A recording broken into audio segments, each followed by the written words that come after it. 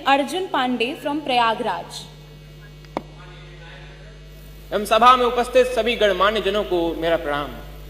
जिस विधानसभा को आचार्य नरेंद्र देव, पंडित गोविंद वल्लभ पंत और चौधरी चरण सिंह जैसे नायकों ने सुशोभित किया, उस देश की सबसे बड़ी विधानसभा को मेरा सादर प्रणाम। मेरा नाम अर्जुन है, कक्षा 12वीं का छात्र हूँ। संविधान के 75 वर्षों की यात्रा पर बोलने हेतु तीर्थों के तीर्थराज प्रयाग से आपके समक्ष उपस्थित हूँ। यूनिवर्सिटी ऑफ शिकागो के प्रोफेसर टॉम गिन्सबर्ग ने 1789 के बाद लिखे गए 190 संविधानों का अध्ययन किया और पाया कि इन संविधानों का औसत जीवन मात्र 17 वर्ष है। परंतु भारत का संविधान भारत के उत्कृष्ट मानवीय उपादानों का प्रतिनिधित्व करते हुए 75 वर्षों बाद भी आज दृढ़ता के साथ विद्यमान है।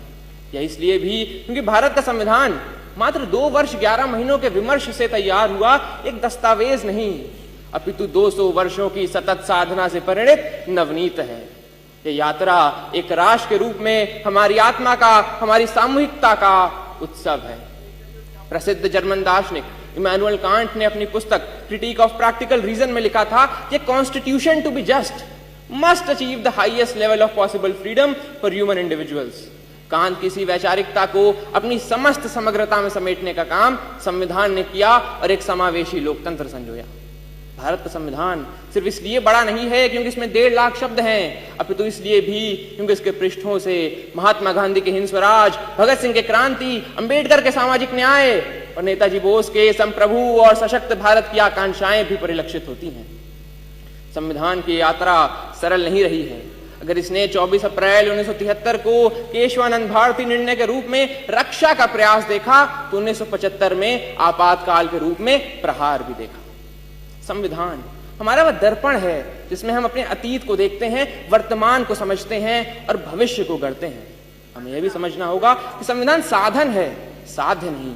हाँ, वो हमें जमीन तैयार करके तो दे सकता है, परंतु उस पर फसल बोने का काम हमारे ही जिम्मे है। ऐसे में हमें समझना होगा कि हमें एक ऐसे राष्ट्र का निर्माण करना है जिसके 6 स्तंभ हों: समता, समृद्धि, समन्वय, संस्कृति, सेवा और समर्पण। एक ऐसा भारत जहां हर व्यक्ति कह सके मैं भारत हूं और भारत मुझ में। जहां विश्व में तमाम जगह संवैधानिक मूल्यों के लिए, मताधिकार के लिए आंदोलन देखे गए, वहीं भारत में सहजता से प्राप्त मताधिकार एवं मौलिक अधिकारों ने शक्ति का संचार किया।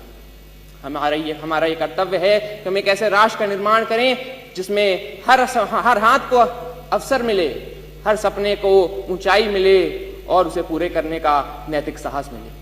अंत में इतना ही कि हमने तहरीर की है कागजों पर सदियों की बातें, हमने तहरीर की है कागजों पर सदियों